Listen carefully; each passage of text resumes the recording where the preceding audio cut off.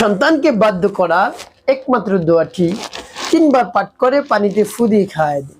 সন্তান বাধ্য হবে, আপনার কথা উঠবে বসবে, যা বলবেন তাই করবে।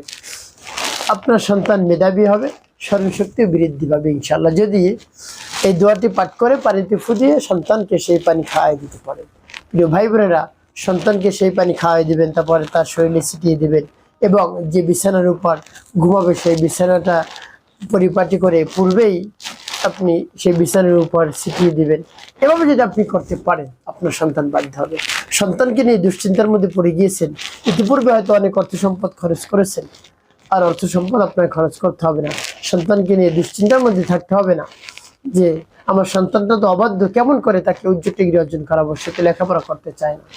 কোনো আপনার টেনশন করতে হবে না, আপনি আমলটি করুন, দেখবেন আপনার সন্তান কেমন করে বাধ্য হয়ে যাবে।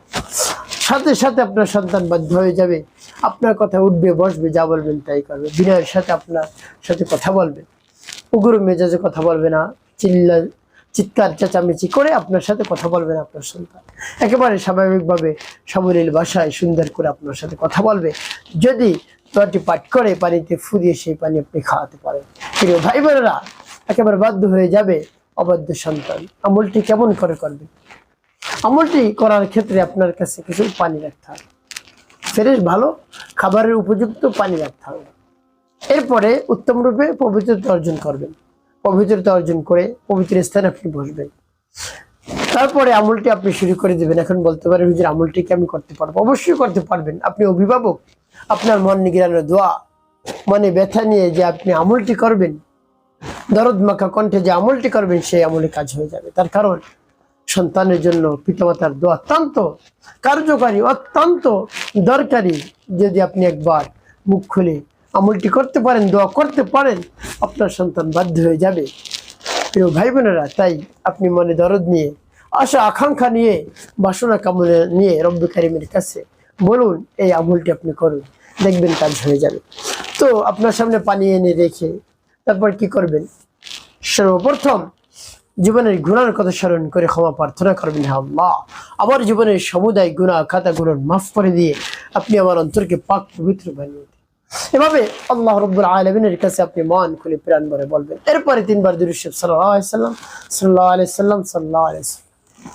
এরপরে আপনি সেই সূরা বা দোয়াটি পাঠ করবেন। সেই সূরা বা দোয়াটি পাঠ করবেন যখনই করবে, আল্লাহ রাব্বুল আলামিনের কাছে অবশ্যই বলতে হবে, মনে মনে নিয়ত করতে হবে, হে আল্লাহ, আমার সন্তানকে তো বাধ্য করার জন্য আপনার শরণাপন্ন হয়েছে এই পবিত্র কালামের এই সূরার আমি শরণাপন্ন হয়েছে।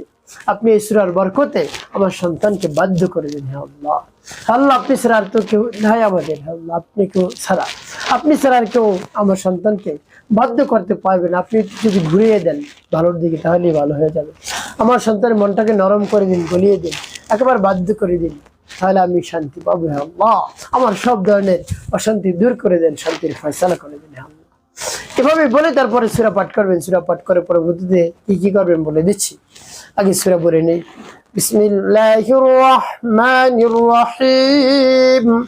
ইন্না আ'তাইনাকাল কাউসার ফাসাল্লি লিরাব্বিকা ওয়ানহার ইন্না শানিআকা হুয়াল আবতার।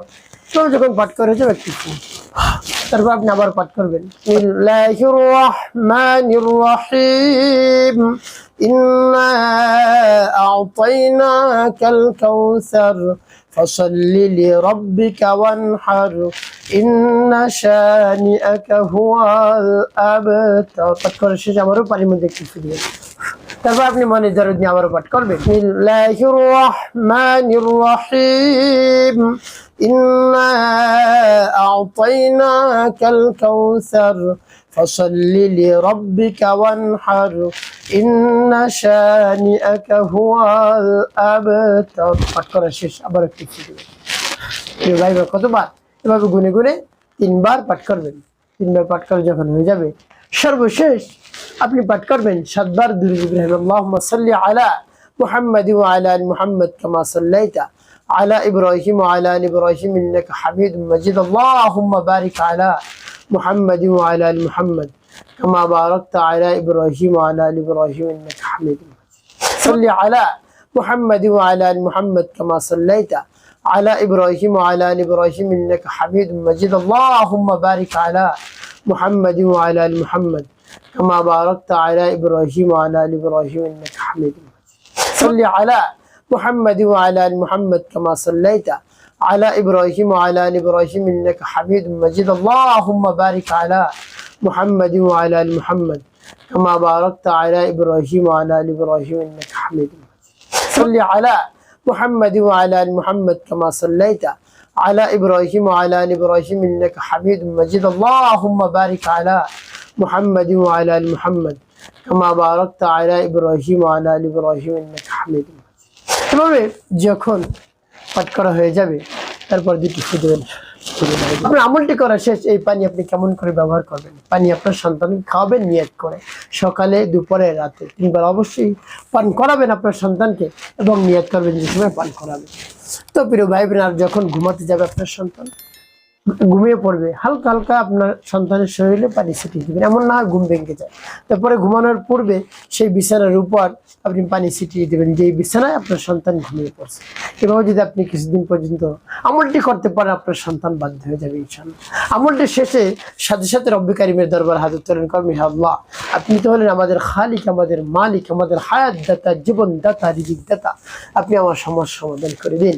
আপনার শরণাপন্ন হয়েছি, হে আল্লাহ, আপনি আমার সন্তানটাকে বাধ্য করে দিন, মনকে নরম করে দিন, গলিয়ে দিন। যা বলে তাই যেন সে করতে, যা বলি তাই যেন সে করে, এভাবে আপনি ব্যবস্থা করে দিন আল্লাহ। এভাবে বলবেন, মনে দরদ নিয়ে রাখবেন, অবশ্যই কাজ হয়ে যাবে ইনশাআল্লাহ। একটি কাজ করতে হবে, 5 ওয়াক্ত নামাজ আদায় করতে হবে, মানুষের কল্যাণে খেদমতে কাজ করবেন, অবশ্যই আপনার জীবন হবে সুখময় এবং শান্তিপূর্ণ।